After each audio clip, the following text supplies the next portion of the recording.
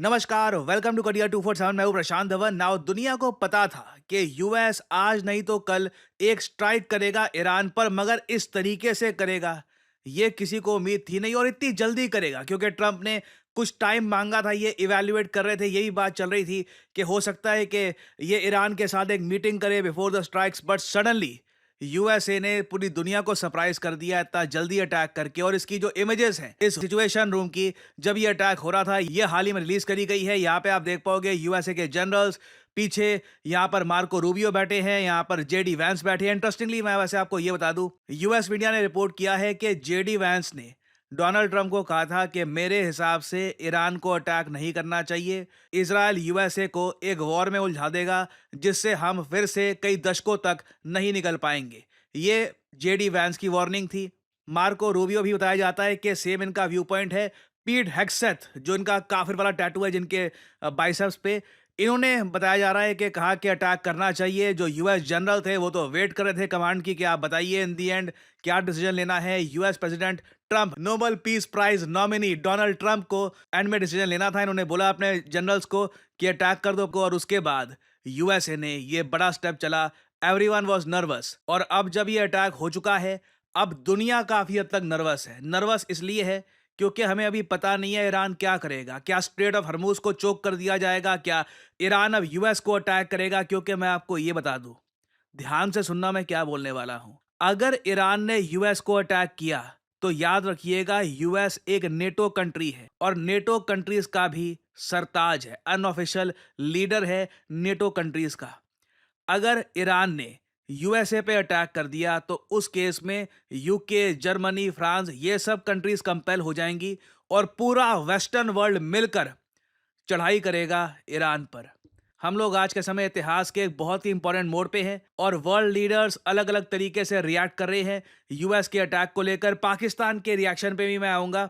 वहां पर तो आसिम मुनीर, उनकी सरकार, उनके जो जर्नलिस्ट हैं, सब लोग सदमे में हैं कि हो क्या गया, हमारा मजाक बना दिया ट्रंप ने। मगर सबसे पहले मैं आपको दिखाना चाहता हूं कि नरेंद्र मोदी जी, भारत के प्रधानमंत्री ने क्या रिएक्शन दिया है इस अटैक का। इधर आप देख पाओगे मोदी जी की ट्वीट है। ये कह रहे हैं कि इन्होंने रिसेंटली ईरान के प्रेसिडेंट से बात करी है। जब मैं ये वीडियो वैसे रिकॉर्ड कर रहा हूं, अब तक पीएम मोदी की डोनाल्ड ट्रंप से बात हुई नहीं है। बट अभी जैसे आप लोग जानते हैं, जब यहाँ पे दिन होता है यूएसए में रात होती है, तो परहैप्स रात को हो सकता है कि ट्रंप या फिर यूएस गवर्नमेंट की तरफ से एक फोन कॉल आए इंडिया को, वो बाद में होगा। बट अभी के लिए पीएम मोदी ने पहले बात करी है ईरान के प्रेसिडेंट से।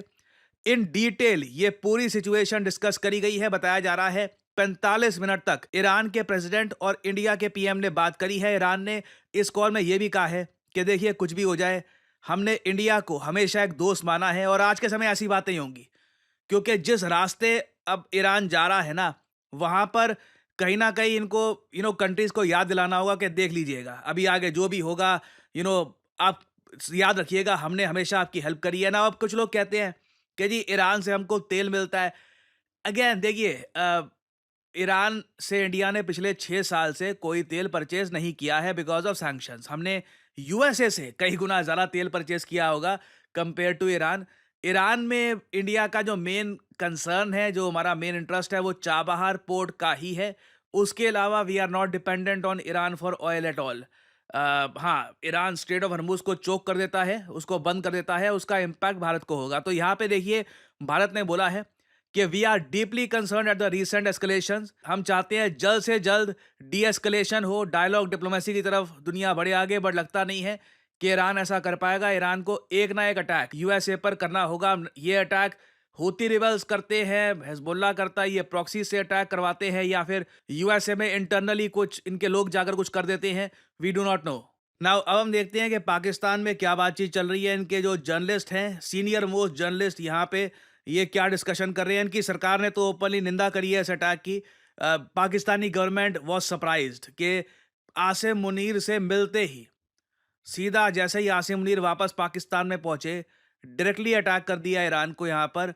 और ऐसे टाइम में एक दिन पहले ही यूएस गवर्नमेंट ने ऑफिशियली नॉमिनेट किया था डोनाल्ड ट्रंप को नोबेल पीस प्राइज के लिए। मतलब मुझे हंसी इतनी आ रही थी, कोई ऐसा नहीं कि नोबेल प्राइज इन लिटरेचर या कुछ नहीं, शांति, कि इस आदमी ने इतनी शांति करी है दुनिया में, उसके लिए नोबेल पीस प्राइज। अगले ही दिन ट्रंप B2 बॉम्बर से बॉम्बिंग कर देते हैं ईरान की। एक ऐसा डिसीजन जो इससे पहले बाइडन ने नहीं लिया, ओबामा ने नहीं लिया और इवन जॉर्ज बुश ने भी नहीं लिया था। तो पाकिस्तान तो ऑब्वियसली देखिए सदमे में है और ये बातचीत चल रही है आज के समय इन पाकिस्तानी सर्कल्स। इसमें एक प्रॉब्लम पाकिस्तान के लिए ये है कि पाकिस्तान ने तो अभी एक दिन पहले ट्रंप साहब को नोबेल पीस प्राइज के लिए नॉमिनेट किया। अब उसकी वजह तो उनका जो रोल था पाकिस्तान और इंडिया की जंग को खत्म कराने में, जो किरदार था उसकी वजह से किया गया। लेकिन अब ये देखें ना कि पाकिस्तान जो है उसके लिए कितनी बड़ी मुश्किल पैदा कर दी ट्रंप ने कि एक दिन पहले उनको पाकिस्तान ने नॉमिनेट किया नोबेल पीस प्राइज के लिए और उन्होंने 24 घंटे भी इंतजार नहीं किया और ईरान पर हमला कर दिया। ये लाइन ना पाकिस्तान में बहुत डिस्कस की जा रही है। ट्रंप ने बेसिकली पाकिस्तान को यूज किया है, ही फूल्ड पाकिस्तान। 24 घंटे का भी इंतजार नहीं किया। जैसे ही ये नोबेल प्राइज की बात हुई, फिर ट्रंप मीडिया के सामने गए, बोला कि हाँ जी मैं डिजर्व करता हूँ नोबेल प्राइज, मैंने इतने अच्छे अच्छे काम किए। और मैंने आपको बताया था ट्रंप एक कवर बना रहे हैं कि अब मैं ईरान पे जो करने वाला हूं ना, ये देखकर भूल मत जाना इससे पहले मैंने क्या क्या किया था। ही लिटरली यूज्ड पाकिस्तान प्रॉपरली और उसके बाद सीधा ईरान पे बड़ा हमला कर दिया।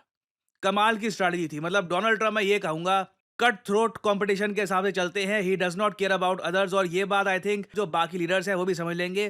ट्रंप को ये पता है उनका कोई कुछ बिगाड़ पाएगा नहीं, क्योंकि वो प्रेसिडेंट हैं यूएसए के। तो वो अपनी पावर का पूरा यूज करेंगे कि मैं कैसे बाकी दुनिया से, बाकी लीडर से खुद के लिए माइलेज जनरेट कर पाऊं। अब यहाँ पे आप लोग एक सवाल पूछोगे मुझसे कि चलो ठीक है, पाकिस्तान की एक तरीके से इंटरनेशनल बेइज्जती कर दी डोनाल्ड ट्रंप ने, और ये बात पाकिस्तानी खुद कह रहे हैं कि ये तो मजाक बना के रख दिया, 24 घंटे भी वेट नहीं किया। बट पाकिस्तान यूएसए की सीक्रेटली हेल्प नहीं कर रहा था ईरान के अगेंस्ट। देखो पाकिस्तान क्या कर रहा था कि ये लोग ईरान के जो एयर डिफेंस सिस्टम है उसकी स्पाइंग करने में ये यूएस की असिस्टेंस कर रहे थे। ये बात काफी हद तक प्रूव हो चुकी है।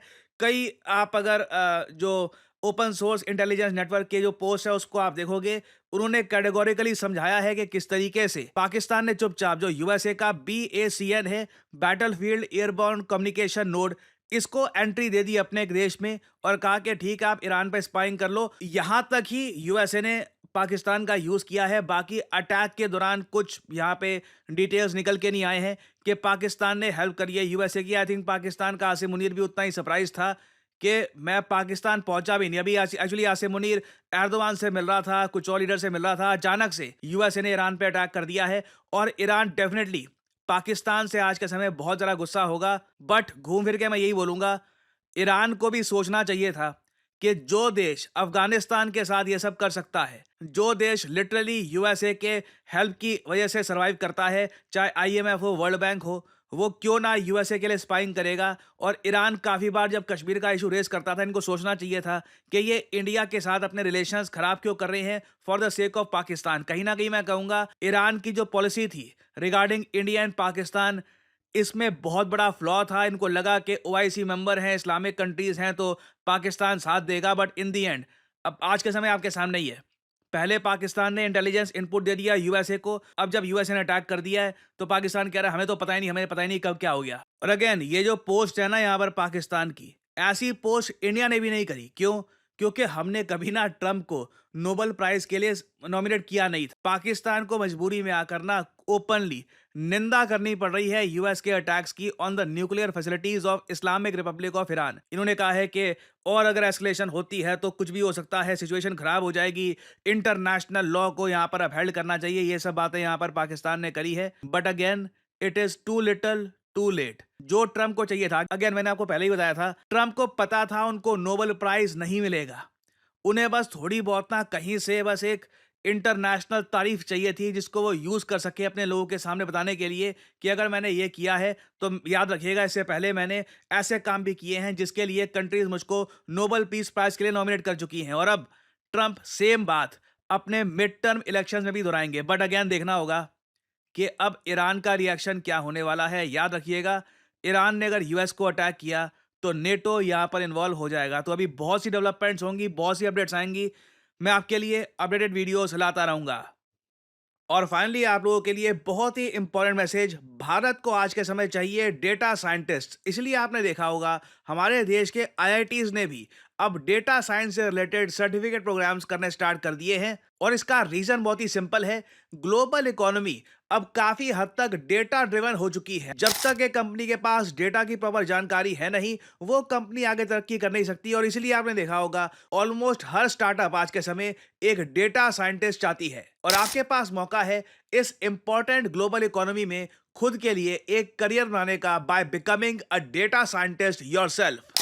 एज ए डेटा साइंटिस्ट पूरी दुनिया के दरवाजे आपके लिए खुले हैं। आप ICICI bank, American Express, Accenture, किसी भी कंपनी में काम कर सकते हैं, क्योंकि फ्रैंकली डेटा साइंटिस्ट की आवश्यकता हर जगह आपको मिलेगी। और करियर 247 आपके लिए लेके आया है हमारा flagship data science and machine learning with generative AI course. हमने स्पेसिफिकली यहां पर जनरेटिव एआई को डाला है क्योंकि आज के समय बिना जनरेटिव एआई के डेटा साइंस और मशीन लर्निंग में आपको महारत नहीं मिल सकती। और इसलिए हमारा ऑनलाइन कोर्स चलेगा 6 महीने तक। यहाँ पर 260 आवर्स है लाइव क्लासेस की। यूजुअली देखिए क्या होता है, ज़्यादातर जो भी कोर्सेज ऑनलाइन है आज के समय, क्योंकि डेटा साइंस का कोर्स गूगल दे रहा है, हार्वर्ड दे रहा है, ज़्यादातर आपको मिलेगी प्री रिकॉर्डेड क्लासेस और उनकी भी क्वालिटी इतनी अच्छी नहीं होती। वेयरएज़ जब आपको लाइव क्लास मिलती है, आप खुद ओपनली टीचर से बात कर सकते हैं एक वेबकैम या फिर एक माइक्रोफोन के जरिए। आप उसी वक्त सवाल पूछ पाओगे कि सिलेबस में ये टॉपिक कब पढ़ाया जाएगा, आपको कौन कौन से टूल सीखने की आवश्यकता है, Pandas, Amazon web service, Jupyter, इन सबको प्रॉपरली आप समझ पाओगे। और फिर ऑफ कोर्स इस कोर्स के अंडर आप हमारे साथ प्रोजेक्ट्स भी करेंगे, जिससे आपको प्रॉपरली समझ में आएगा कि एक्चुअली स्किल्स का इस्तेमाल करना कैसे है। तो यहाँ पे आपको करना क्या है, सिंपली जो वीडियो आप देख रहे हैं इसकी कमेंट सेक्शन में जाओ। कमेंट सेक्शन में ये लिंक आपको मिल जाएगा एनरोल नाउ का, यहाँ पर करिए क्लिक। आपके सामने ये पेज खुल जाएगा। यहाँ पर सिर्फ अपना नाम, ईमेल आईडी, नंबर, ये सब डालिए। जो डिस्काउंट कोड है ऑब्वियसली ये डालिएगा PD10, क्योंकि अगर आप PD10 डालते हैं तो आपको एक सिग्निफिकेंट डिस्काउंट मिलेगा, जिससे आप अपना हार्ड अर्न मनी बचा पाएंगे। दैट्स इट, आपको यहाँ पर कर देना है अप्लाई। उसके बाद करियर 247 के कंसल्टेंट आपको कॉल करेंगे। आप इनसे बातचीत कर सकते हैं कि इस कोर्स की एलिजिबिलिटी क्या है, क्या ये कोर्स आपके लिए है। और वैसे मैं आपको बता दूं, आप अगर एक वर्किंग प्रोफेशनल है, अभी आप ऑलरेडी कहीं पर काम कर रहे हैं, आपको बेहतर जॉब चाहिए, बेटर पेइंग जॉब चाहिए, तब तो definitely you should do data science and machine learning course. It will really boost your career. और मैं आपको बता दूं, हमारे पास ज्यादातर वर्किंग प्रोफेशनल्स ही आते हैं, क्योंकि जिसकी अभी तक नौकरी लगी नहीं है वो समझ नहीं पाता कि स्किलिंग से इम्पैक्ट क्या आता है। जो एक बार को कहीं पे जॉब कर चुका होता है, ओनली दैट पर्सन नोज कि the more skilled you are the better you will be paid. So हमारा data science and machine learning with Gen AI का कोर्स बहुत ही जल्द स्टार्ट हो रहा है। पहली क्लास कुछ ही दिनों में स्टार्ट हो जाएगी। अगर आप डेटा साइंस में अपना करियर स्टार्ट करना चाहते हैं, देन ज्वाइन दिस कोर्स। और इसी नोट के साथ ये है वीडियो का अंत। Thank you for listening and as I always say, may the gods watch over you.